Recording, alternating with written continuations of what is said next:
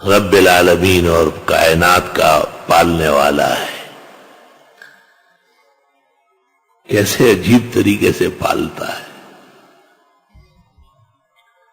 کہتے ہیں کہ موسیٰ علیہ السلام کسی مرتبہ عجلت کے ساتھ کوئی طور روانہ ہوئے.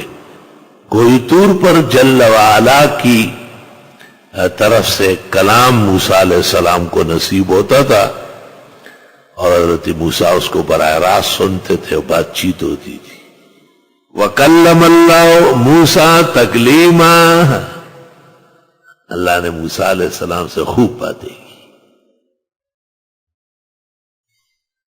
بخاری شریف میں رسول اکرم صلی اللہ علیہ وسلم نے معراج سے واپسی پر کچھ چیزیں بیان کی تو صحابہ نے کہا کہ اس کا کیا مطلب ہے؟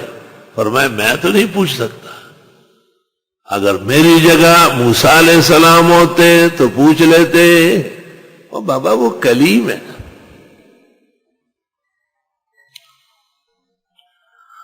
اللہ تعالیٰ سے یہ بھی پوچھا کہ آپ نے مجھے کلیم کیوں بنایا؟ اللہ کا ایک دفعہ آپ ریوڑ بکریوں کا لے جا رہے تھے، ایک بکری بھاگ گئی. مصیبت ہے بکری کی، غم نداری بز بخر. تو ریوڑ چھوڑ کے آپ اس کے پیچھے جا رہے تھے، وہ دوڑ رہی تھی اور دوڑ رہی. شام کو پکڑ میں آئی تو چاہیے تو یہ تھا کہ آپ چھرے سے اس کے گلا کاٹ دیتے اور ٹانگیں توڑ دیتے. تو آپ نے اس کے پیر دبانا شروع کر دیا. اتعبتنی واتعبت نفسک سائر اليوم. ځان نیم ستړی کو زه دې ټوله ورځ زری زری کما. سلا تمہارا منڈے وائد. تو اے موسیٰ آپ مجھ سے بات کرنے کی لیاقت رکھتے، اتنا صبر. اوہ اتعبتنی واتعبت نفسک سائر اليوم. تفسیر قرطبی یہی آیت کے نیچے وَكَلَّمَ اللَّهُ مُوسَىٰ تَكْلِيمًا. اللہ تعالیٰ سے یہ بھی پوچھا کہ میرے ساتھ جنت میں کس کو رکھو گے؟ حق تعالیٰ نے کہا ایک کسائی ہے. کہ میں آپ کا پیغمبر ہوں، نبی مرسل ہوں، صاحب الشریعہ و توریت ہوں، میرے ساتھ کسائیوں کو بر رہا ہے. حق تعالیٰ نے کہا اے موسیٰ آپ کسائی کو دیکھیں گے بہت خوش ہو جائیں گے، بڑا پیارا ہے.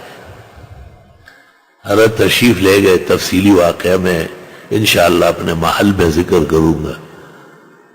اور اس کی والدہ تھی بوڑھی، وہ دعائیں دیتی تھی اور کھانا وانا جب اس کو کھلاتا تھا وہ بہت بوڑھی ہو گئی تھی، ایسے جیسے چڑیا کا بچہ پڑا ہوا ہو روئی کے اندر. اور وہ یہ اس کو کھانا وانا کھلا کے وہ کہتی تھی اچھا جاؤ آرام کرو.